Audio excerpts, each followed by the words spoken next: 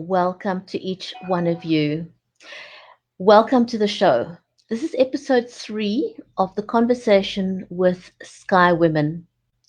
It's conversations with women who have fallen victim to various kinds of online scams, and in some instances, some of these ladies have lost millions. If you think that you are immune to being scammed, you may want to listen to some of these stories. Don't go away, we'll be right back.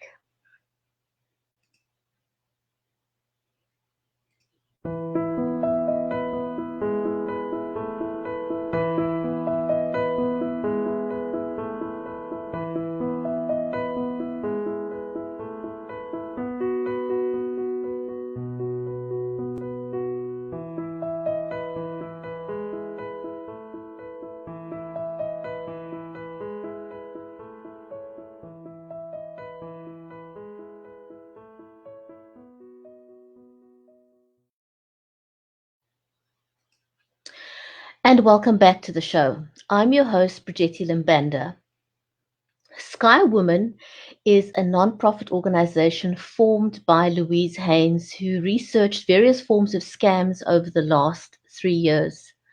And one of its key focuses is education and empowerment.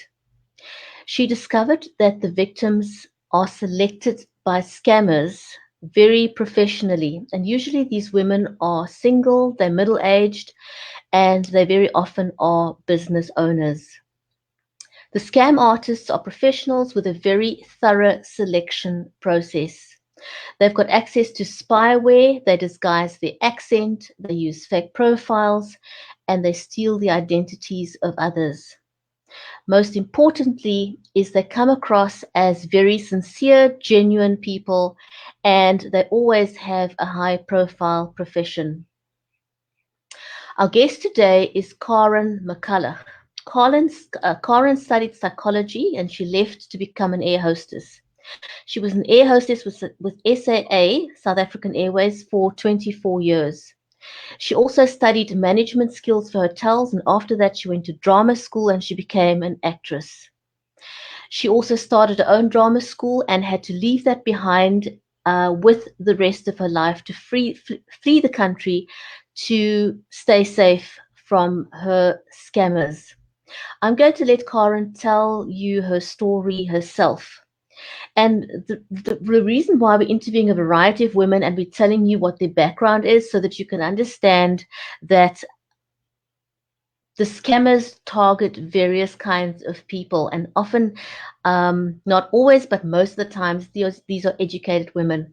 So let me invite Karen onto the screen with us.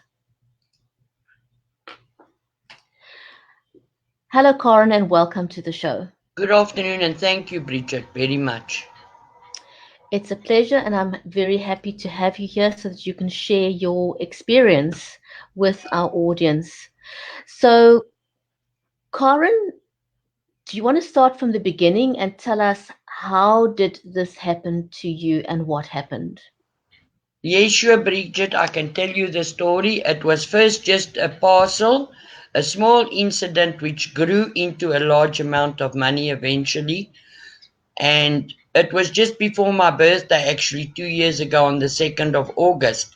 And this gentleman said to me, "Oh, it's your birthday. What are you doing?" I said, "No, I'm going out with friends. We're going to have a breakfast." And he said, "Well, you can't have your birthday without presents." That is how the whole thing started, and it landed up me putting in money in South Africa in a Spar and a ShopRite Checkers, because Spar only takes up to 4,000 Rand, and he wanted an amount, well, the shipping company in Cape Town wanted an amount of 7,500 Rand. So I did the 2 payments, had my receipts. The next thing, I got another call. I was waiting on this wonderful parcel. He sent me pictures with shoes, jewelry, handbags. It was out of the world. I thought, good grief, what's happening to me? Then I got a message from the shipping company saying, "But whoa, hang on. You can get arrested and you can go to jail." I said, "What have I done?" I said, "This is a parcel from a friend from UK, James Rue." And they said to me, "No, there's money involved in this parcel, and now there's insurance. You've got to pay up to 84,000 Rand to get your parcel, to get this money. Then we won't say a word to anybody about this and you will have your parcel. I was in two minds about it. I thought they kept on phoning me and phoning me. It was a Cape Town number at this stage. I then phoned back and they'd say, hold on, Daniel's busy with deliveries. He's busy with this. He'll get back to you. Eventually, I paid the 84,000 Rand because he told me there's a lump sum of money in this parcel. And until this very date, I never received the parcel. So that was my first blow. Then about... So Corin, that was the first time that you sent this huge sum of money. That's correct, and yeah. Okay, so were there not any alarm bells within you that went off, or did you ignore those feelings, and why did you ignore those feelings? I'll be very honest with you, Bridget. I had this funny feeling. I said, this can't be. And my brother actually spoke to me. He's also a single man in South Africa and he comes over to my home a lot. He said to me, Karen, this is impossible. But then they sent me an email with documentation for the parcel thing with the money attached to it, and there was apparently over 900,000 USA dollars and things in this parcel. And I just thought to myself, you know what? This looks real. I never had this slip printed to actually check it out, but there were signatures and it was all from Royal Mail in UK. So I thought Royal Mail. I checked Royal Mail out and it was brilliant. I thought, this is it. I said to my brother, now I've got the funds because I was planning a trip to UK to visit my daughter, which is very ill in Ireland.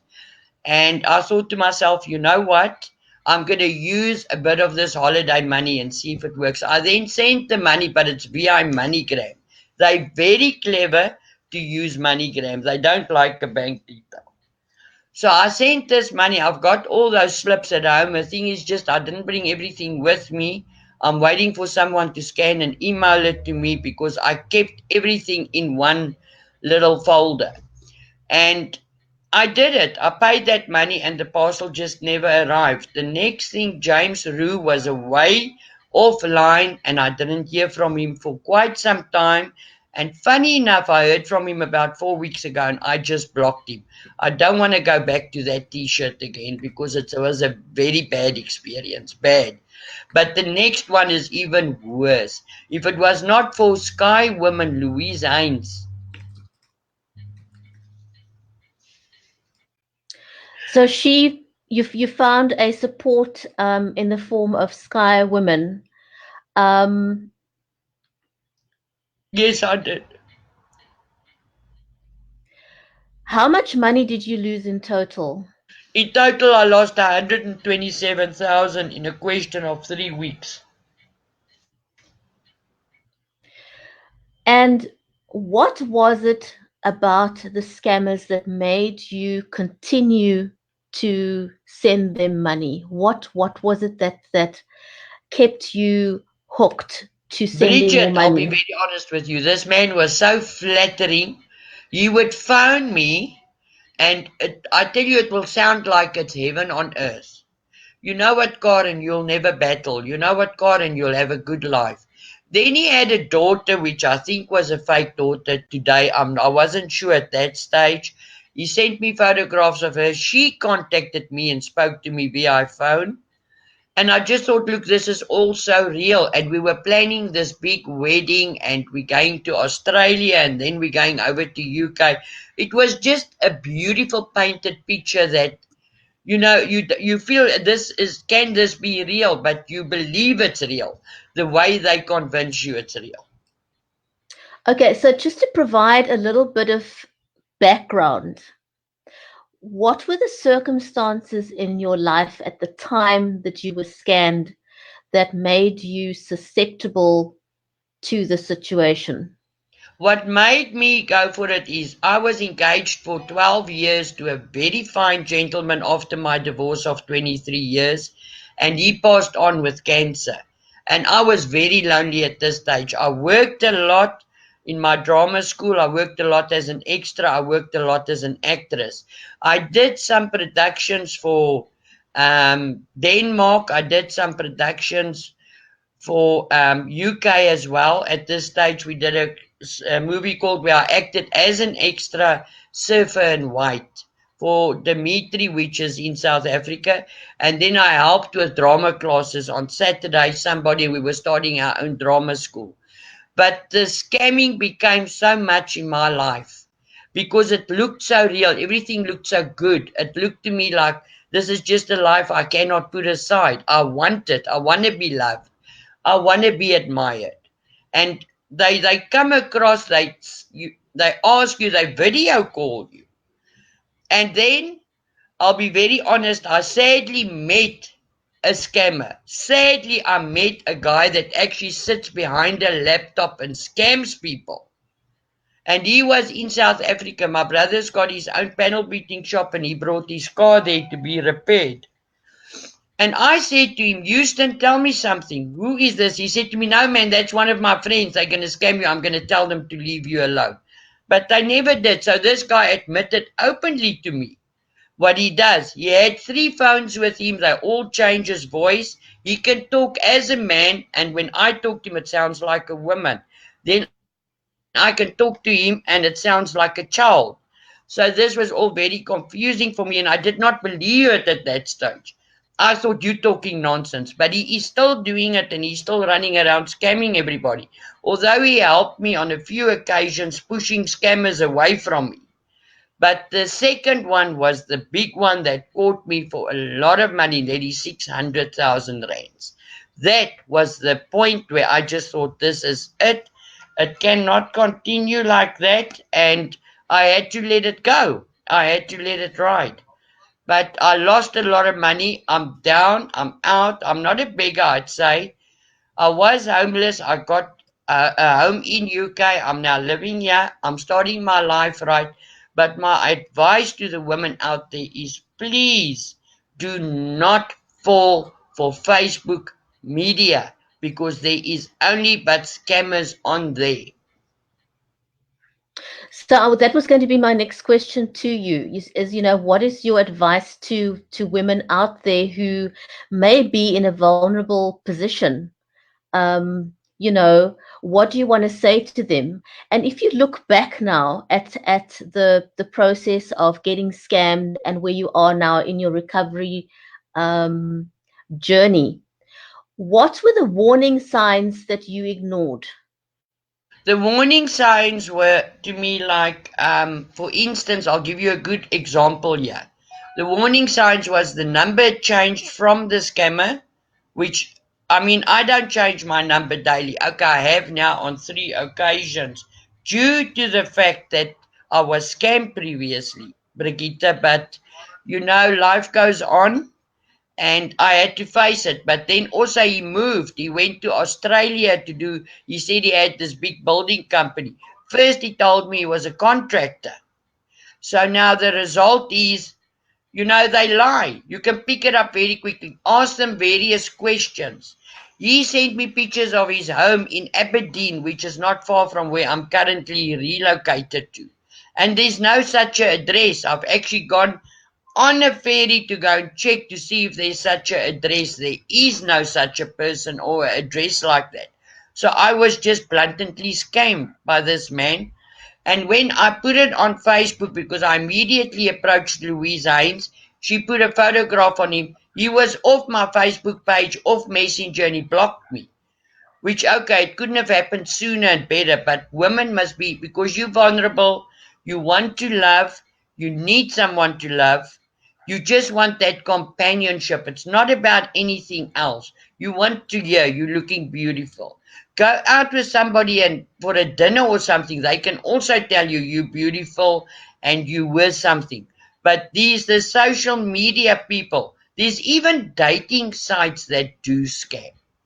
I mean, I had, for instance, one, but I caught him out very quickly. His name was Barry Galigo, and he was a scammer. When he asked me to put 40,000 rand in his bank account because we're going to buy a house in Canada, I immediately thought, here's another one. No, Karen, this is not for you. I immediately approached Louise Haynes, and I said to her, listen this, and she looked at the profile, she came back to me, she said, Karen, this man's going to scam you. I blocked him, I said, you know what, get somebody else to do your dirty work. So what I suggest to these women is contact Louise Haynes. She is there to help. If you meet somebody on social media, send her the picture, the link of the profile. She can immediately assist you and help you and tell you whether it's a scam or not. It's pathetic how the things happen in your life, and it takes a lot away from you. I'm still, until this day, a broken woman. I lost So, my children in due fact because of this. They back in my life. Corin, if there's anyone watching the show at the moment and they suspect that they are being scammed, what do you want to say to them? What should they do right now? I suggest what you do right now is contact Louise Haynes, or in fact contact Bridget or Gillian, because really, guys, these guys are taking you for your money. They're taking your valuable, loving time, because I'm sure you are a loving person if you're out there. Don't fall for their dirty, filthy tricks. They're nothing merely but men that are not even a European man. They could be a black man behind a computer trying to make a quick buck. And these people are living like kings. I saw it with my own eyes because I physically met a scammer. Another question I have for you, Corin, is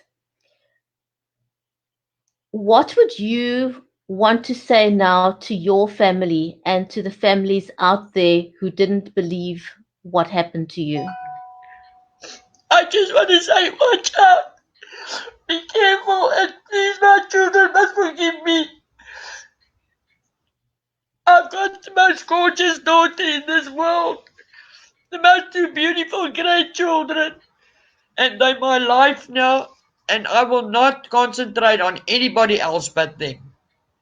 They are fantastic people. My daughter is the most brilliant woman in this world. My two grandchildren are loving, they're well mannered, they respect me besides what happened, and I neglected them at a stage. They've been there for me now with open arms. Guys, don't throw your families away. I know this is difficult for you, and I want to thank you for sharing your story. And for people out there who, the first thing people usually would say to someone in your position who got scammed is, "How could you be so stupid?" That's what they said to me. My daughter said to me literally, Mommy, you being stupid. I said, Janine, I can't. This is love. It's this person. How can the person mean anything to you if you haven't met him? Now let's think realistic. If you have not met that person, how on earth can you say that he's a good person? You cannot say that's a good person. Meet the person, persist and insist that you meet the person physically before, and don't believe in video recordings, people. Believe me, I was involved with one scammer that did video recordings to the best. There was guns in the background, there was an army in the background. It's lies. And a friend of mine was presently in my lounge and said to me, but Karen, you are an actress and look at the background. Are you stupid or something? I made believe this is real. Guys, it's not real. Even on a video call, an email, then they come, they want your email. They purely want your email to hack your account. My account was hacked. I lost a lot of other monies. Then I was mugged. Then I was robbed. And I know for a fact the scammers had a lot to do with this, because I point blank refused any further money.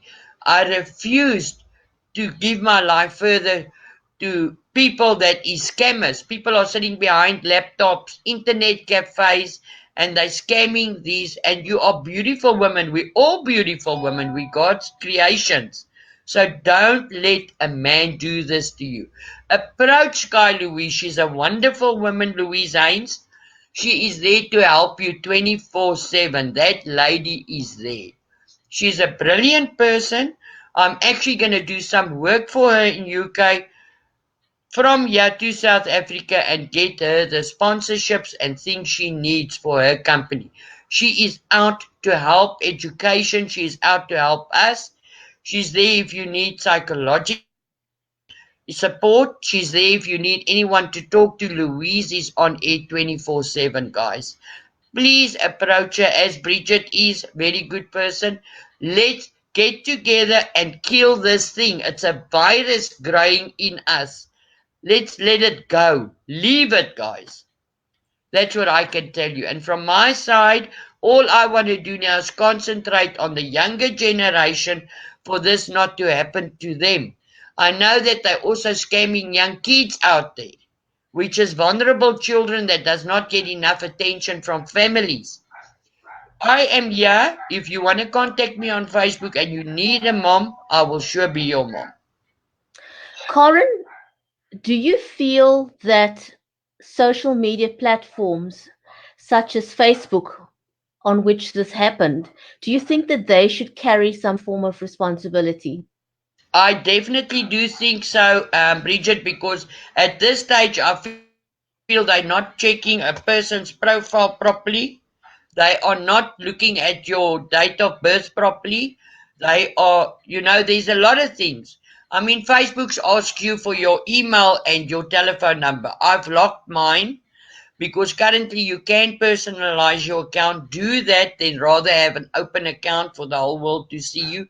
Only my friends now can see what I'm doing with my life, and I can only talk to them and they can only talk to me.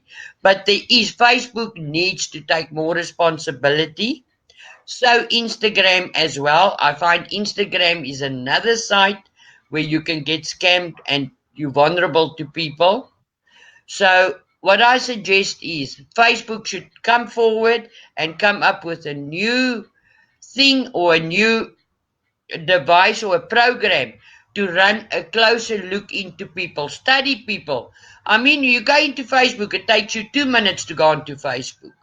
Whereas I was on a thing not so long ago called Lumen, which is not a bad site for women my age. It's a very secure site, and I feel that will help because you immediately got contact, and if you've got a problem, Lumen steps in 5 minutes and they help. But I suggest Facebook takes more responsibility in how they do their programming and talk to people in general. Give them some. Facebook is a scamming page. I'm not ashamed to say it, and I'm not scared of Facebook. I got 2 weeks ago, I won over 500 million USA dollars from Facebook. I laughed my head off. I said, you know what? This is another scam. I actually was very rude to the person, had no profile, but it had me on Messenger saying, the lady contacted me that I actually know very well from South Africa, Terry Dix. She said to me, Karen, I received my prize and your name was on it. And I saw your winnings.